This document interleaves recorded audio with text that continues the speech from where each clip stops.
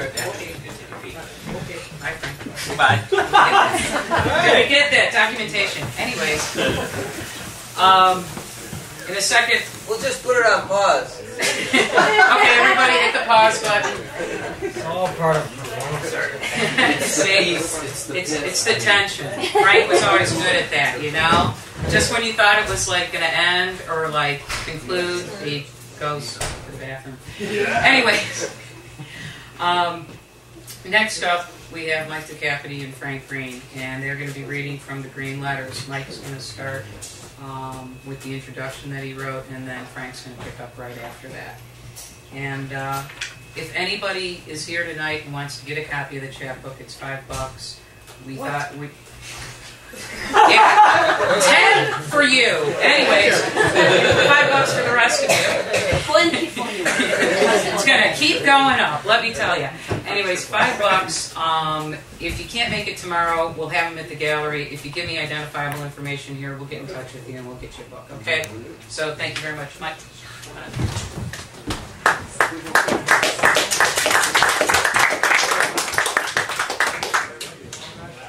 So this is the introduction I wrote to this little chapbook of Frank's letters that he wrote to me in the 90s. About a year ago, I took some out-of-town guests to the Lower East Side Tenement Museum. It was built as a tenement in the 1860s, boarded up in 1935, neglected for 60 years, and reopened as a museum in 1988. Now it's a National Historic Site. Its mission is, quote, to promote tolerance and historical perspective through the presentation and interpretation of the variety of immigrant and migrant experiences on Manhattan's Lower East Side, a gateway to America, end quote. We saw the small three-room apartments of a German Jewish family who lived there in the 1870s and a Sicilian family who lived there in the 1930s. After the tour, I wandered into a rear apartment, which was still in a state of disrepair, 2 rooms with a Roosevelt window in the wall dividing them, and 2 windows out the back, and thought, this is Frank's place. It had the same layout as the place Frank Green lived in on East 5th Street between A and B when he first moved to the Lower East Side around 1981.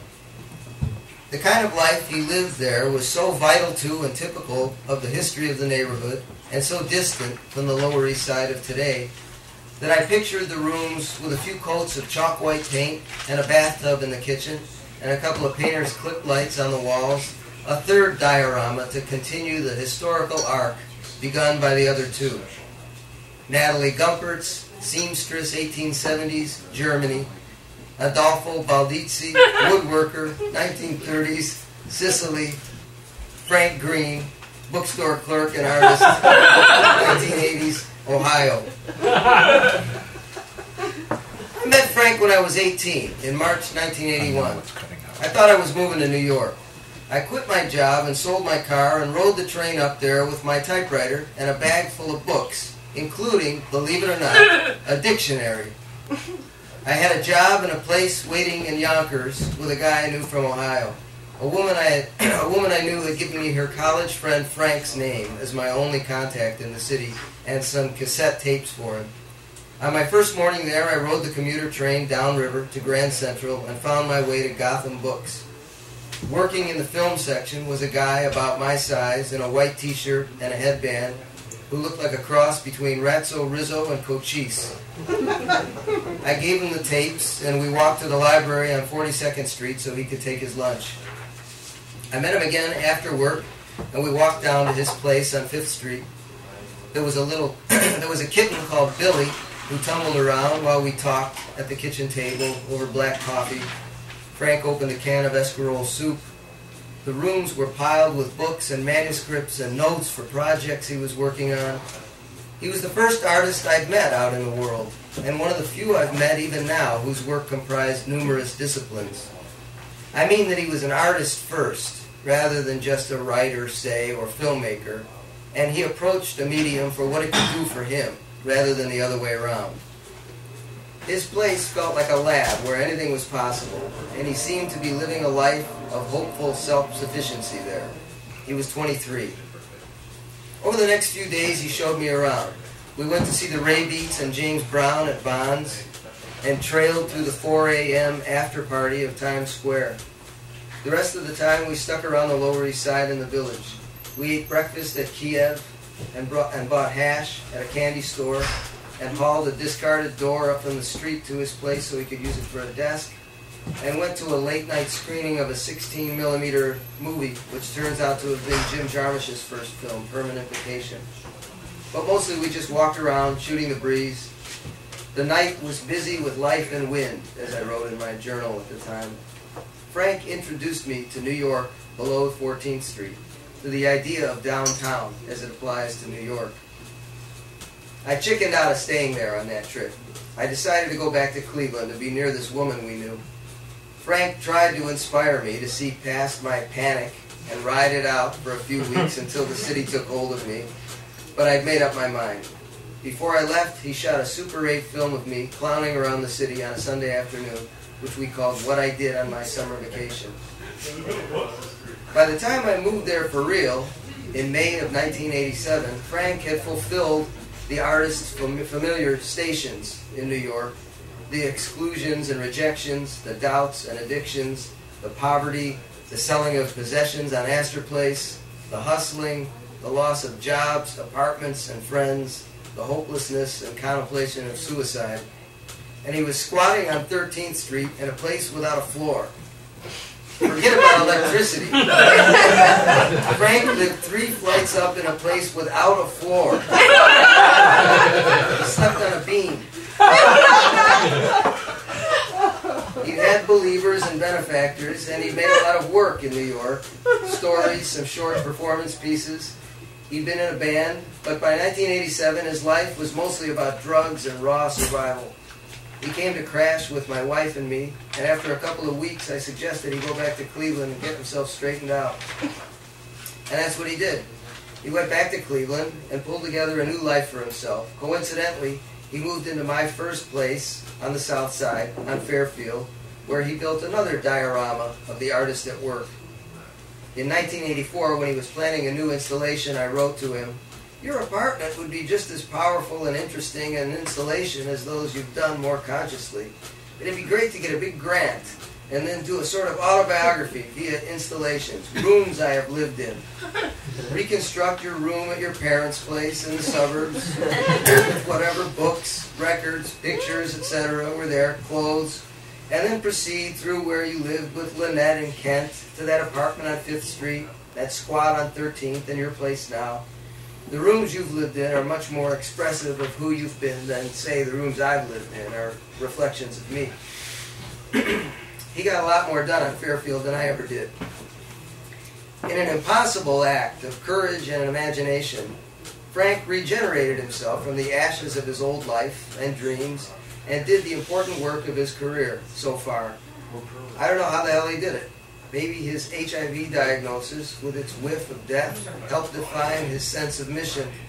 He taught himself to write grant proposals, began receiving grants and residencies on a fairly regular basis, and generating installations and major performance pieces in an explosion of creativity like none I'd ever seen firsthand. Rope and Trigger, Just Say Yes to Bugs, Adventures in Safe Sex, and Advances in Orificial Surgery, The Scarlet Letters, Oops, Science Gets Serious, The Temple of Lost Love, an anonymous test site. And that's where these letters find him. Reborn. Thanks.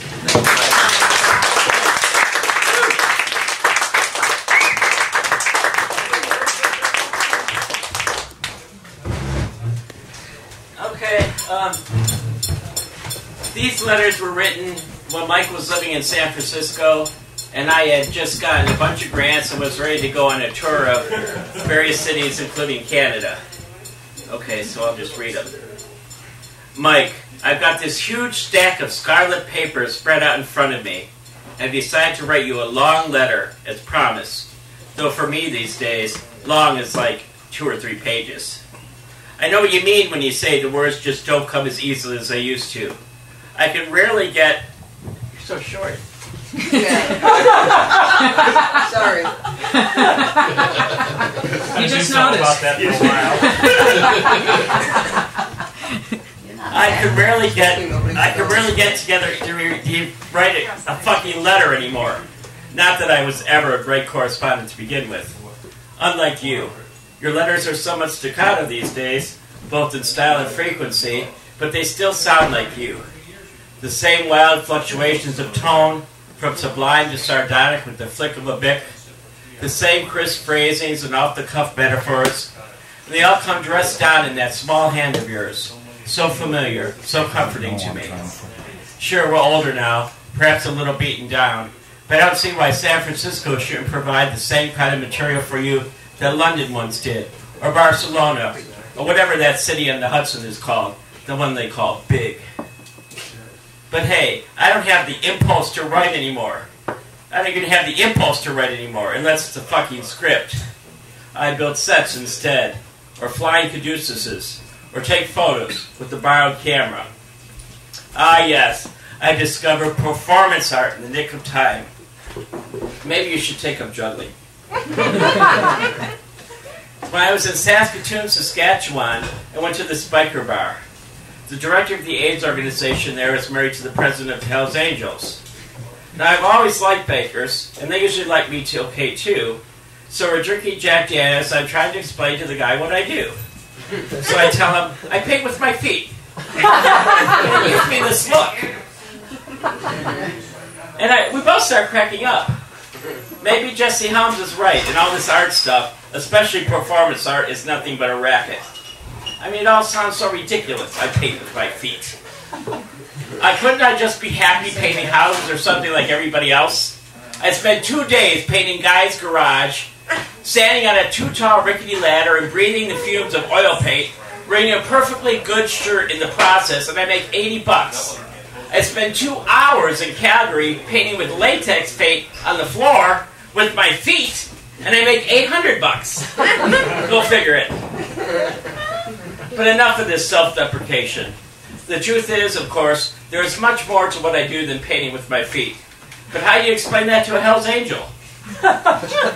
In Saskatoon, I found this postcard of a guy fly fishing in a river, knee-high boots, fish in the net. The caption reads, "Finally in the net, after a long battle."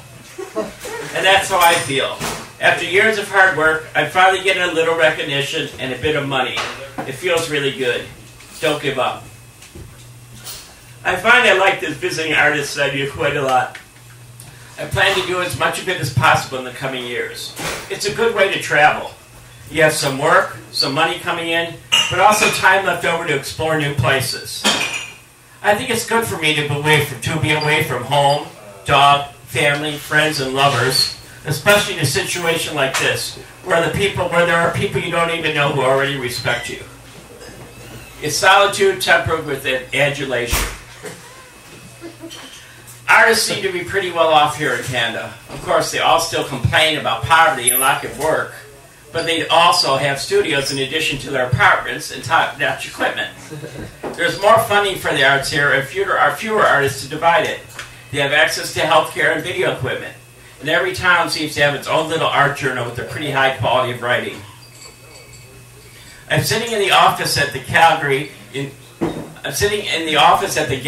Calgary at 11 p.m. A strange thing happened today. I have been staying in a vacant apartment for $10 a night. Things were great for a few days. I could go out whenever I want or stay home and work.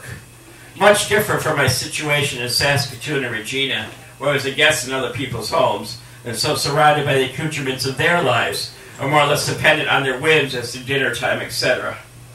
I liked the gay guys I stayed with in Saskatoon, but they put me in this tiny little guest room, a little bigger than a narrow bed, housing the one guy's toy collection. Floor-to-ceiling shelves filled with clowns, dolls, and puppets that stared down at me all night with red, green, and purple eyes, slinkies, tiddlywinks, pickup sticks, jack-in-the-boxes, Santas of every era, you name it. Now what the hell, how did they expect me to sleep in the midst of all that? Me, who hurled my doll Flopsy down the stairs when I was 3 years old.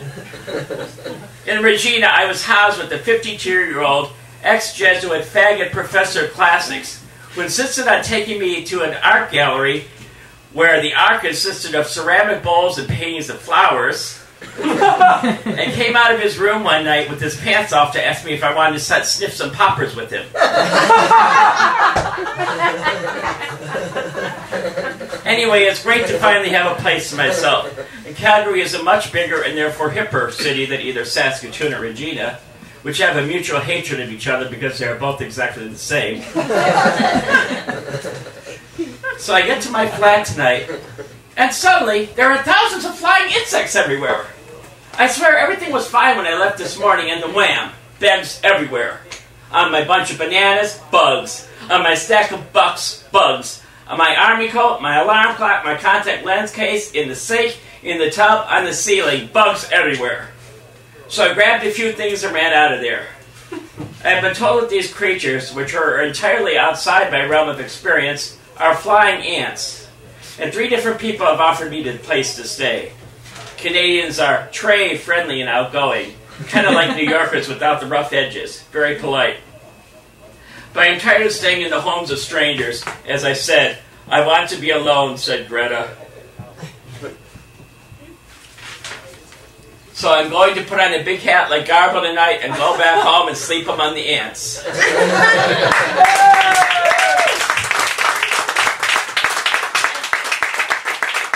Thank you, and thank Mike, and thank you, Gene, and thank you, Linda and Andy, and great to see everybody. You're welcome.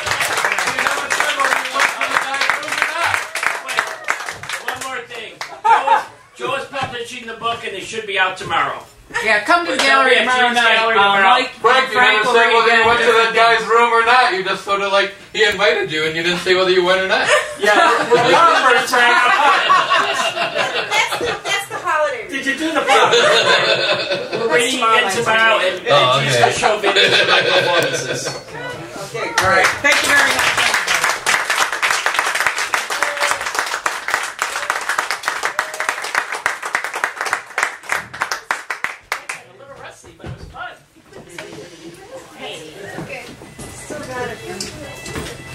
Good job. Thank you. Hey, tell Amy I'm sorry she couldn't make it. So I can get my copy tomorrow? Yeah, I will give you some. Okay, we'll work that all out. Yes, yes. Thank you so much for coming out. Yeah, Oh, Sandy, the reason she's not here, she went to the dentist today. Found out she did $10 worth of dental work. Oh my God. She decided to stay home and be Oh depressed. yeah, that makes sense. So that's why I said, That's all right. Tell Art said hello. she'll stop by tomorrow. Okay, cool. It'll be great to see her. Good job. Thanks, Steve. See you soon. Get over. Yeah, See you tomorrow, yeah. Frank, was that one letter? Yeah. Fantastic. So I was trying to go behind you so I don't get a big black.